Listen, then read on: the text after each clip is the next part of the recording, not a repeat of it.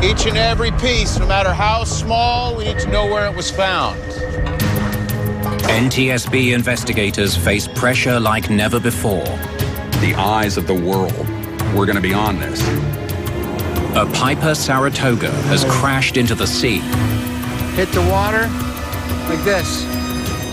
At the controls of the small plane, one of the biggest names in American life, John F. Kennedy Jr. What a rising star he was. Some people were thinking he'd have a shot at being a president of the United States. Morning. Another dark chapter in a tragic family saga. There was this Kennedy curse. John, what's going on? Now all the world wants to know, what's the real story behind the crash that killed a Kennedy?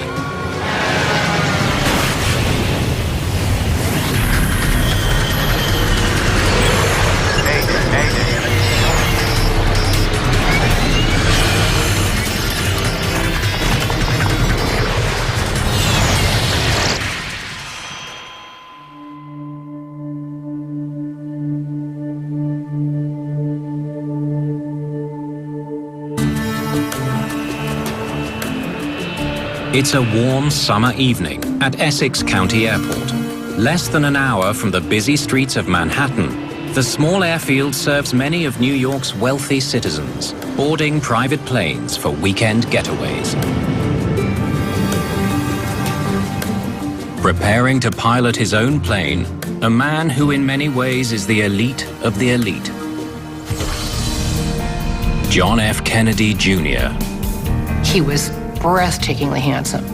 He was such a crown prince, people kept waiting for the moment when he would run for office publicly. It was like sort of an assumption, I think, kind of quietly in the background. Though JFK Jr. has not yet run for office, he's already a huge celebrity. People magazine's sexiest man alive. Ladies and gentlemen, meet George. He's also the editor-in-chief of his own splashy publication. And most importantly, he's the only son of the late President John Fitzgerald Kennedy. The public fascination with John Kennedy Jr. stems from his father's extraordinary life and tragic death. President Kennedy has been assassinated. It's official now. The beloved president was cut down by an assassin's bullet just 3 days before John Jr.'s 3rd birthday. We watched this adorable little child playing under the desk in the Oval Office. We watched him riding on his daddy's back in the White House, you know, playing horsey with his daddy. We watched him, of course, at that one terribly tragic and sad moment when the small child in a little short knee coat saluted his father's casket as it came by.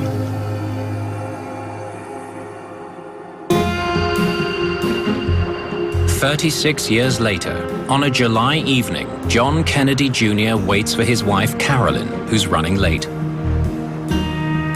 They're flying to a family wedding. Also hitching a ride on Kennedy's plane is his sister-in-law, Lauren Bassett. Any word from your sister? No, stuck in traffic, I guess. We're dropping you at Martha's Vineyard, right? Yeah. All right. John plans to drop Lauren off and continue on with his wife to the Kennedy family compound in Hyannisport, Massachusetts. I think that he was impatient to get to the wedding. He was probably testy, who wouldn't be. I want to be ready to go as soon as she gets it. Though he's had his pilot's license for more than a year, this will be the first time Kennedy has flown solo since breaking his ankle 6 weeks earlier in a hang gliding accident. He liked extreme sports. He liked to take risks. He liked to push limits. He wasn't satisfied with living just in the straight and narrow lane. At 8:20 p.m., Kennedy's wife, Carolyn Bassett, arrives at the airport. Carolyn Bassett was an American beauty. She was this goddess-like creature with her beautiful blonde hair pulled back. They really were this amazingly beautiful couple together. All right, ladies, hop in. I just have to do a walk around, and then we can get going. Hey, it's gonna be a nice weekend. Since marrying John 3 years ago, Carolyn has been plunged into the media spotlight. Paparazzi hound the famous couple at every turn. They still went out, you know, they went jogging, they went walking with the dog, and they did their best to keep having a life. The constant scrutiny turns up signs of tension between the couple. There are rumors that the marriage is in trouble. Still limping from his accident, Kennedy makes a final pre-flight check of his new plane, a Piper Saratoga. It's top-of-the-line, single-engine, 6-seater. It was well-equipped with a GPS, a global positioning system. The selling point for the Saratoga was it has 4 club seats facing each other in the rear of the aircraft. Seatbelts on, please. There's some headsets back there if you want to listen in.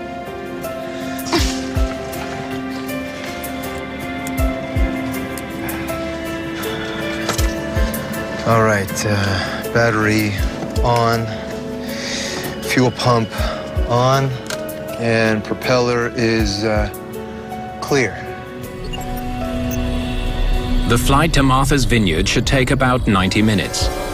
After that, it's just a short hop to Hyannisport. The route from Essex County Airport to Martha's Vineyard, he was quite familiar. He'd done it several times. At 8:40 p.m., more than 2 hours behind schedule, the flight gets underway. 75 knots.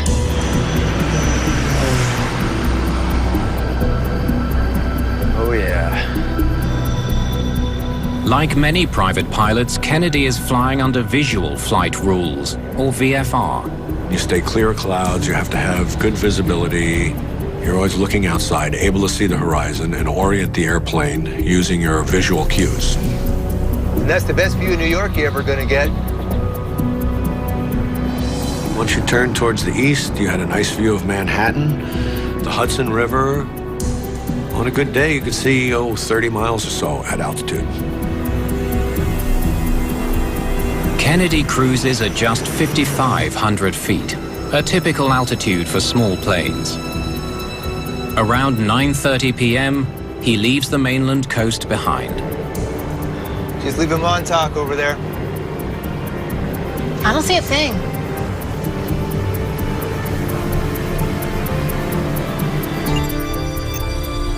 His flight path was following the coast, so he would want to go over the Long Island Sound to line up and set up for a long straight end for the runway. He expects to reach their first destination in about half an hour. We'll have you on the ground by 10 for sure.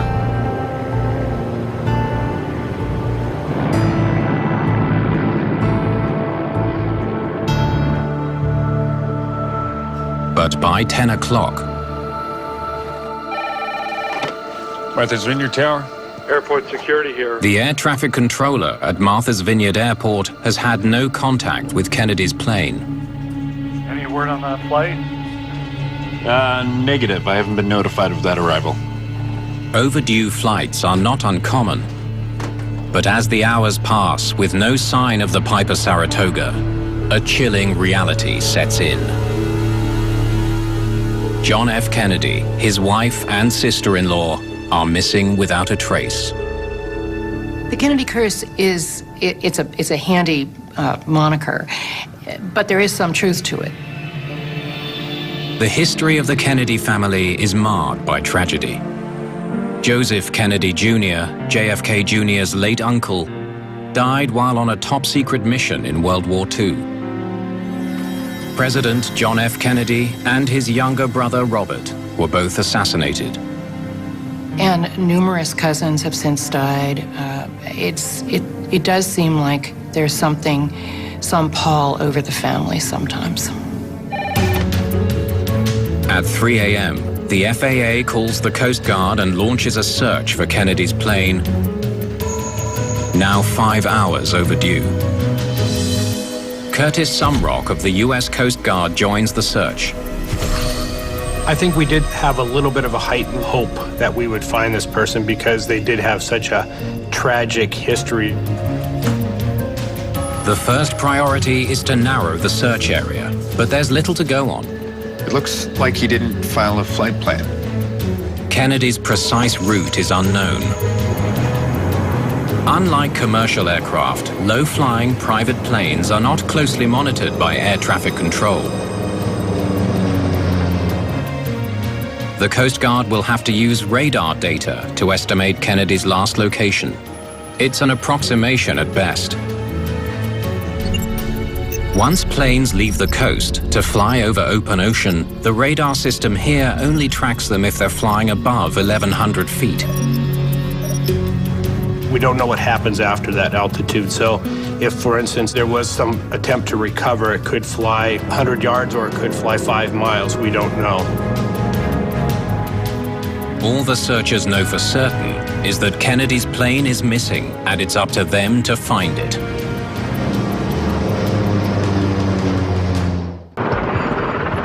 At first light, US military and local law enforcement agencies joined forces with the Coast Guard in a desperate hunt for Kennedy's plane. Everyone knows that if the small plane ditched at sea, survivors won't last long in the cold Atlantic waters. The scale of the effort to search for the aircraft, it was massive. Typically, that doesn't happen in most general aviation accidents, but this was, this was JFK Jr., and it captured the eyes of the country and the world. News that JFK Jr., one of America's favorite sons, is missing stuns the nation. The public wants answers. As soon as this story broke, the media vans were on the roll, and it seems like every major news organization had a presence in our parking lot. Trying to spot the 3 survivors in miles of open water is a mammoth task. It's extremely difficult because you're basically looking for something that's about the size of a basketball and you're flying 100 to 300 feet above that. The outcry from the public was great, and there were people getting in their private boats to go out and help search. As the search effort continues, all of America seems to hold its breath. People were captivated by the story because, on the one hand, how could this happen? On the other hand, there was this Kennedy curse. As the hours pass, millions across America and around the world begin to fear the worst. John Kennedy Jr. may be lost forever. The day after Kennedy's plane went missing, searchers make a grim discovery. Pieces of aircraft debris floating in the fast currents off Martha's Vineyard. There was part of the nose wheel, some cushions, one of the suitcases was in there, and then various other parts that were unidentifiable from the aircraft. The shattered pieces leave little hope that anyone is alive. Everyone was hopeful that there would be another outcome, but it just never came. Meanwhile, the National Transportation Safety Board is already at work trying to figure out what went wrong. How you doing? Former U.S. Army pilot Robert Pierce will be the investigator in charge. Well, this one's a national tragedy. People are going to be wanting answers. In terms of the visibility, the curiosity by the American people, this was Bob Pierce's biggest assignment as an investigator in charge. The answers could lie with the wreckage, but it's still lost at the bottom of the Atlantic. Navy divers scour the ocean floor searching for sunken debris. Let's go. For now, investigators must learn what they can from the Saratoga's flight path.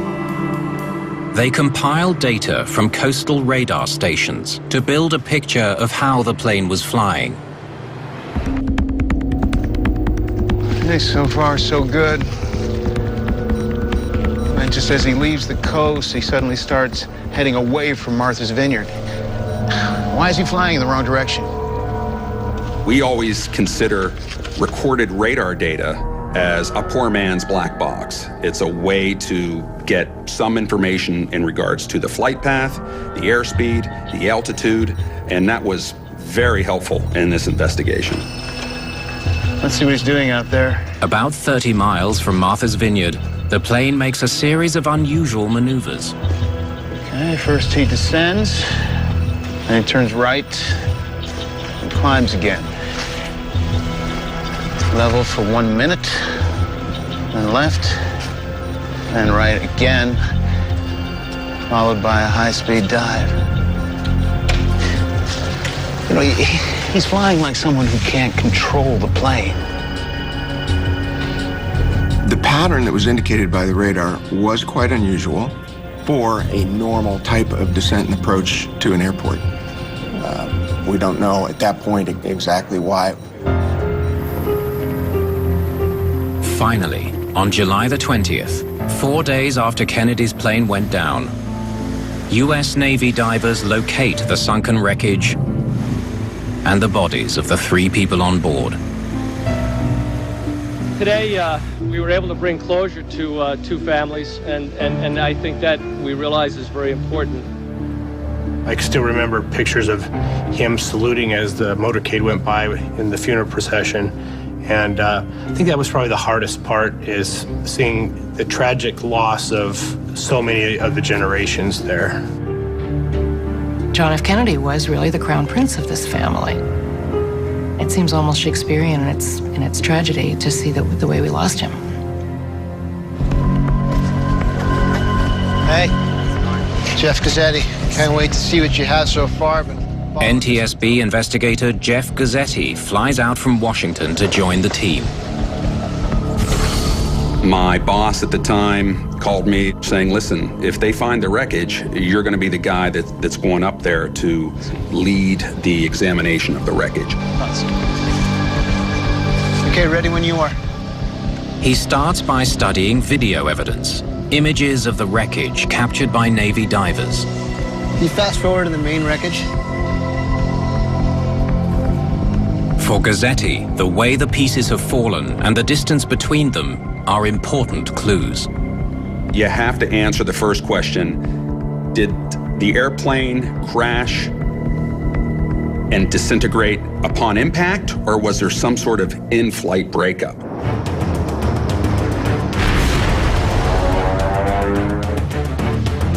He hopes to answer that question by locating what investigators call the 4 corners.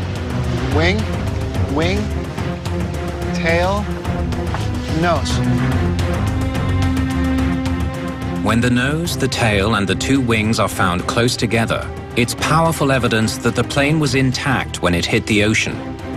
Looks like it was in one piece till it hit the water.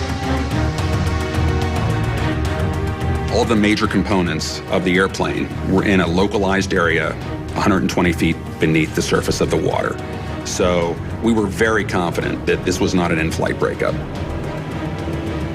And that's the best view of New York you're ever going to get. The discovery helps put to rest lingering fears that there could have been a bomb on board. For investigators, eliminating one potential cause is a step forward, but the job has only begun. Gazzetti knows he'll be feeling intense pressure every step of the way.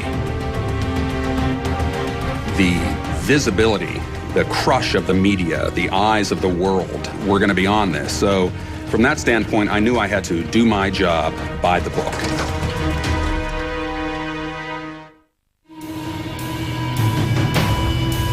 Guys, that's tail. We gotta put that back there. And the cables, get the cables all together in one spot. Let's keep them over there. Salvage efforts have recovered 75% of John F. Kennedy Jr.'s Piper Saratoga from the ocean. If we were ever going to provide a story to the public and to the aviation community and to the family, we needed to glean as much evidence as we could, and that meant trying to find every piece that was available in the wreckage. Each and every piece, no matter how small, we need to know where it was found. Investigators begin a methodical analysis of the debris.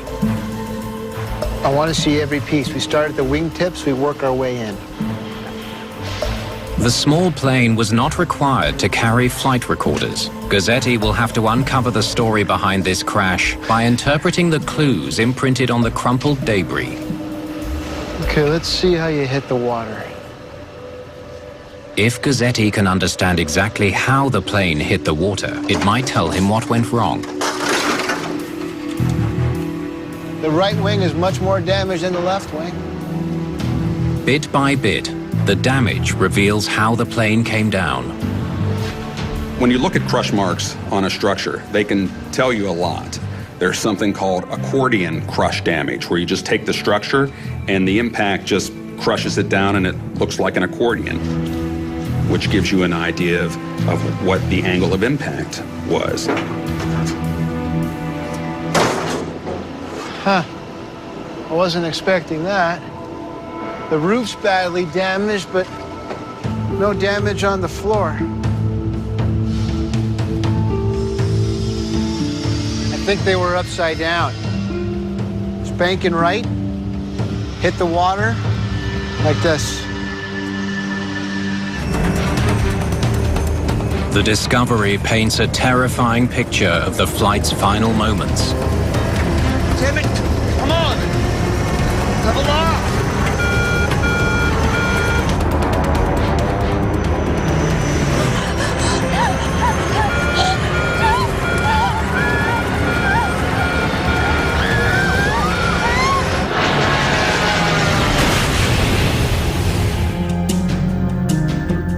Investigators know how the plane hit the water, but they still don't know why.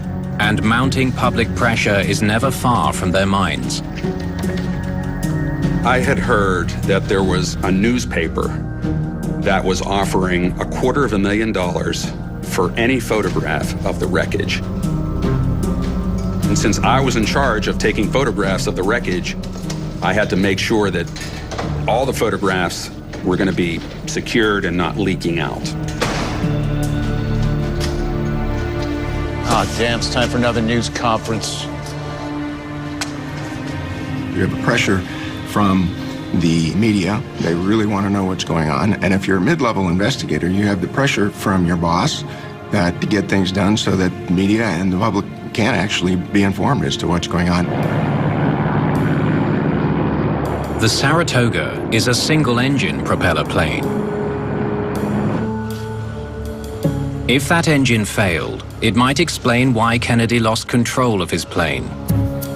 Gazzetti examines the propeller blades. The way they're bent and twisted tells him they were spinning when they hit the water. The only way to get that to happen is to have a propeller under power, being propelled by the engine, so you didn't have a power plant problem. The evidence is clear. There's nothing wrong with that engine. Investigators shift their attention to the complex mechanisms that control the motion of the plane. All right, let's run the cables and see what kind of shape they're in. That's it. Run it right through the pulley, straight back to the aileron. A system of cables and rods connects the yoke to the ailerons and flaps, elevators and rudder that steer the airplane in flight. What about flight controls? Was there something about the way the airplane was flying that was not pilot-induced, but was actually a problem with the airplane itself? If a control cable breaks mid-flight, What the hell? it can lead to a catastrophic loss of control. Nothing's working. John, what's going on? It's okay. It's okay. The entire world wants to know if that's what happened in the night sky off the coast of Martha's Vineyard. A close examination of the flight control system from JFK Jr.'s Piper Saratoga provides conclusive evidence. Down. None of the control surfaces malfunctioned. Oh, the aileron cables also seem fine. The cable system was working. There's also no sign that the cables snapped before the crash. We found control cables that were separated, but they were separated in what we call tensile overload, where it was just due to impact forces, as opposed to a corroded cable or some sort of pre-existing failure.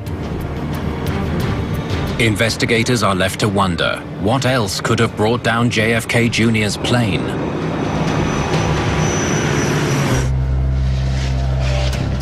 All right, now let's check if the attitude indicator failed somehow. There's another failure that might explain the bizarre flight path.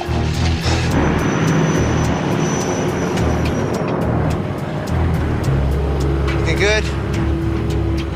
Pilots rely on one instrument more than any other to warn them when they aren't flying straight and level. The attitude indicator tracks the plane's motion in space, up and down, left and right. If it malfunctioned and gave Kennedy faulty information, it might have fooled him into steering the plane into the ocean. Damn it! Come on! Level off! We harvested all of those components. We took them to the NTSB Materials Laboratory and photographed many of them and disassembled them and looked inside. There goes that idea. But after a thorough examination of all the aircraft's instruments, the search for clues comes up empty. The instruments are working perfectly. Investigators conclude there was nothing wrong with the Piper Saratoga. We found no evidence of any kind of pre-impact mechanical malfunction.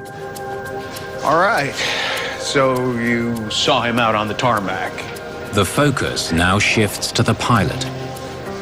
Do you know what time that was? Investigators ask witnesses to help them piece together the final days of John Kennedy Jr.'s life. Did you have a conversation with Mr. Kennedy? They hope someone will tell them something that might explain why he lost control of his plane. He spoke to you, did he? You're going to want to do kind of a 72-hour analysis of what the pilot was going through prior to the event. What his actions were, what his stressors might have been, who he talked to, what was on his mind, what his physical condition might have been. Those kind of things become very important in an accident like this. Why did the pilot fail to maintain control of the airplane? Was there anything out of the ordinary? They learned that Kennedy was seen leaning on crutches just before the flight. He had had surgery done on his ankle, and he had just had a walking type of cast removed the day before.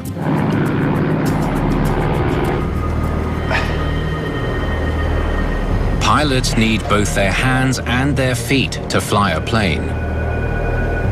When you apply rudders in the rudder pedal pressure in an airplane, it obviously goes through the leg and through the ankle.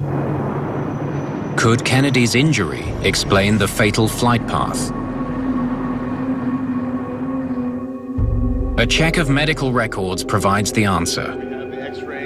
Though he was still using crutches some of the time, his records show his ankle was strong enough to fly the plane. He was fit to fly. That ankle shouldn't have given him any trouble at all. It's another dead end. Next. The search for clues continues, uncovering worrisome details about a rocky marriage and mounting stress in Kennedy's life. I'm just trying to get a sense of his state of mind. Now, I understand his marriage was going through a rough patch. For months, John and Carolyn's troubled relationship has been fodder for the tabloids. Perhaps the strain distracted Kennedy from the challenging task of piloting his plane. Everyone comes out afterwards and talks about that this spat and that spat and that she was very difficult and that she was demanding. But you never know how much of that is just kind of people speculating. Ladies and gentlemen, meet George. After a high-profile launch, Kennedy's magazine is also in trouble. No, you shouldn't worry. No, we've got a great plan in place going forward. Yeah. No, it's going to be fine. Yeah. He genuinely launched that magazine, George, with an interest in providing a voice and vehicle to bring politics to his generation. No, you have nothing to worry about. Magazines are pretty expensive and hard to run. It wasn't doing too well by the end. Now, Mr. Kennedy led a very busy life. I'm sure he had a lot on his mind that night. And maybe that's what rattled him when he was up there. As in any activity, your state of mind affects your behavior. And for a pilot, that pilot may not realize that the stress he's under can affect how he flies and what his decision-making skills are at that point in relation to how safe is it to go fly today. Saratoga Niner 253, ready for takeoff from runway 22. John Kennedy Jr. appeared to be the definition of grace under pressure. But what was the real story? Did he have the piloting skills to handle the added pressure of flying his own plane?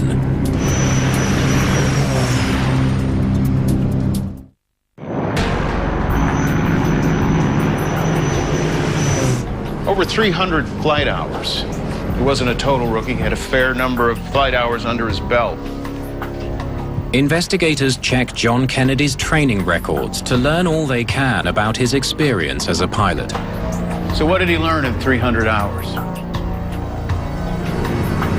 I'd like to try a few eyeless approaches again today. Kennedy had been taking lessons on and off for 17 years, but he had relatively little experience flying on his own. Starting my descent now. In Mr. Kennedy's case, of the 310 hours he had, only about 70 to 75 were by himself, flying solo.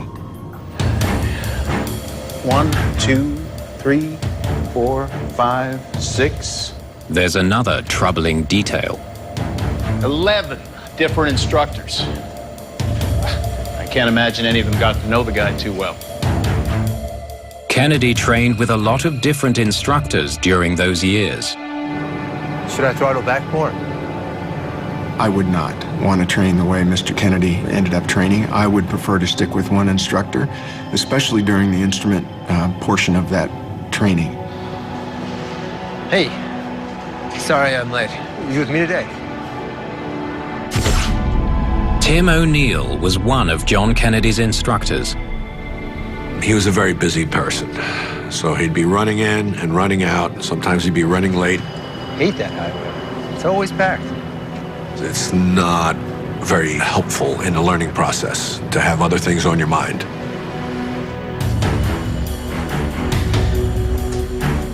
So, I read what you told my colleague. I just need to confirm a few things.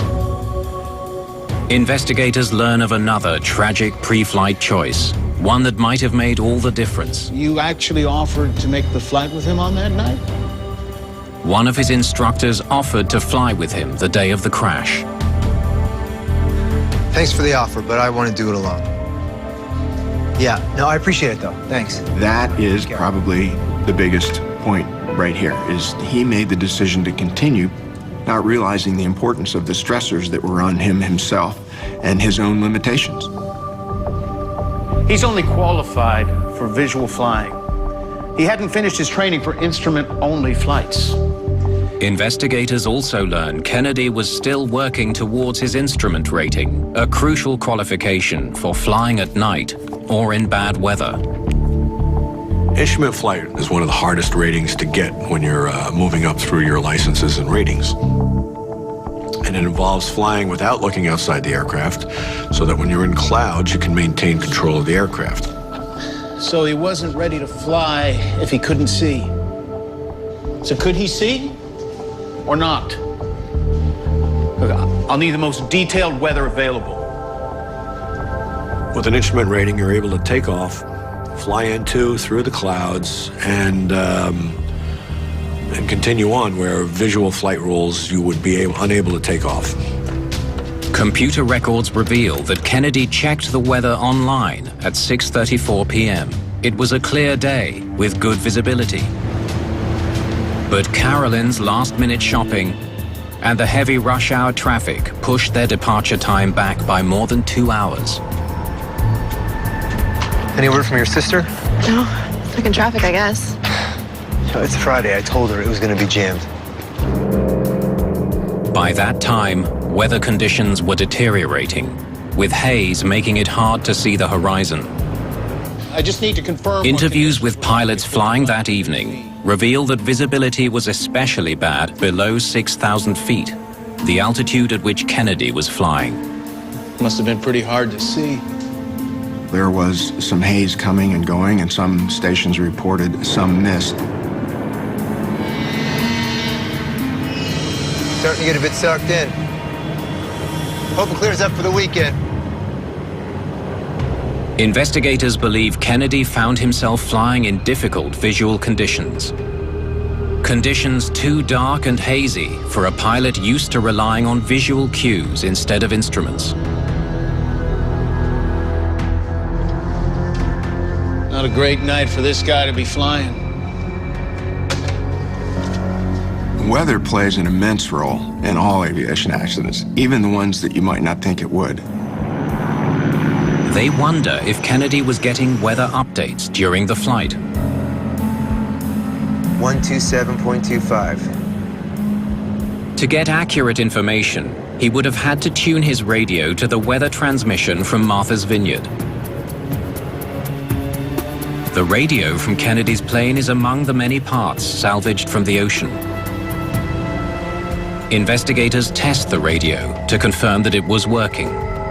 Then they check to see if it was set at the right frequency. Fingers crossed we can figure out what he had dialed in.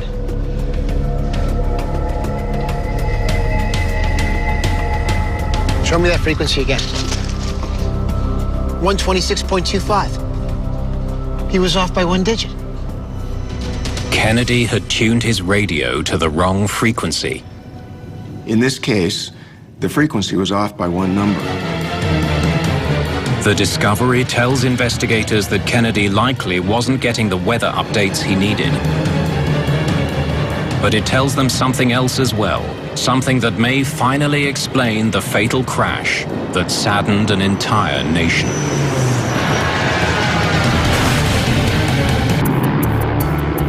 Investigators zero in on a theory that may explain the fatal accident that killed John F. Kennedy Jr., his wife Carolyn, and her sister Lauren.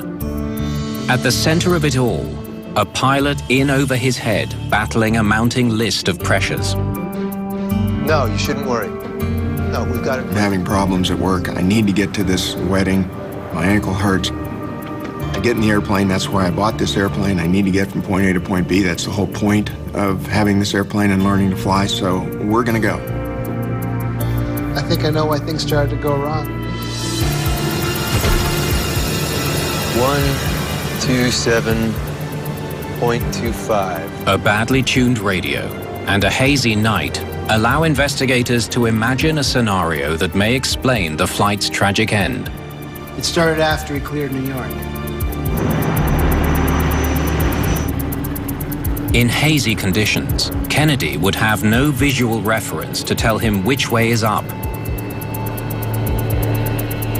Visibility was bad, and it's getting worse. He starts his descent. As it was getting dark in marginal conditions, he was in a very precarious area for visual flight rule, VFR flying. As he headed out over the water, and all those lights were behind him, all that visual reference was gone. He looks away from his instruments for like a second. 127.25. Remember, his frequency was off. Maybe he was trying to tune the radio. He might look to see if the frequency had changed or if he had got it wrong in his mind. Still nothing. Just something weird with the radio. No big deal. While all of that's going on, it's quite easy for the airplane to slip into a little bit of a bank, one direction or another. If you're in a turn for an extended period of time, your inner ear can feel a reverse of the turn, and you can become spatially disoriented very easily. What the? What? Can't be.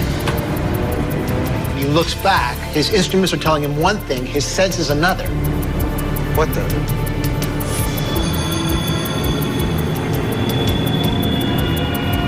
You have to be well trained to disregard what your brain is saying and look at your instruments, work on your scan, and fly by your instruments.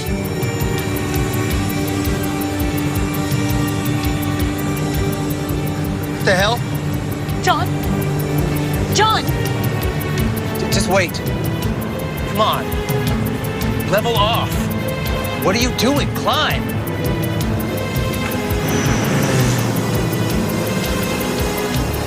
Once he becomes disoriented, Kennedy is too inexperienced to force himself to believe his instruments, no matter what his senses are telling him. Nothing's working.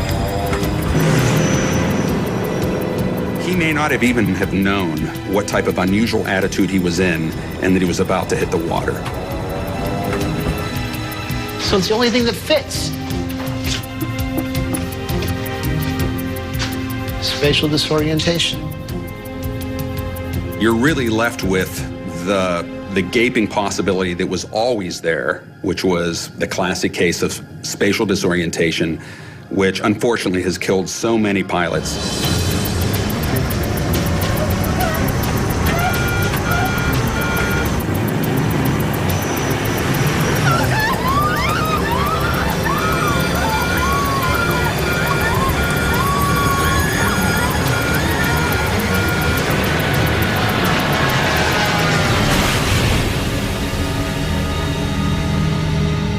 Investigators conclude that Kennedy's strange flight path is the result of his confused efforts to level the plane.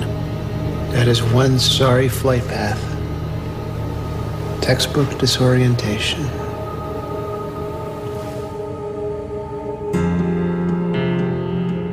The NTSB's official report cites Kennedy's failure to maintain control of the airplane during a descent over water at night.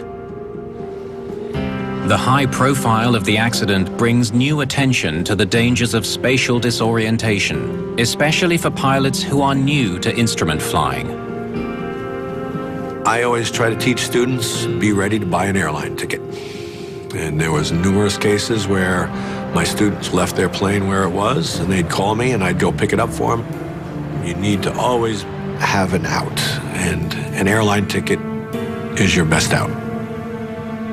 I don't think the public wanted to accept sort of pilot error or pilot arrogance, which may have been the same thing in this case, as the cause. Losing him was one thing, but losing him essentially to his own mistake made it much worse. A young person with such promise. Some people were thinking he'd have a shot at being a president of the United States. Good morning. In the end, we lost a piece of our American innocence. It was a tragedy.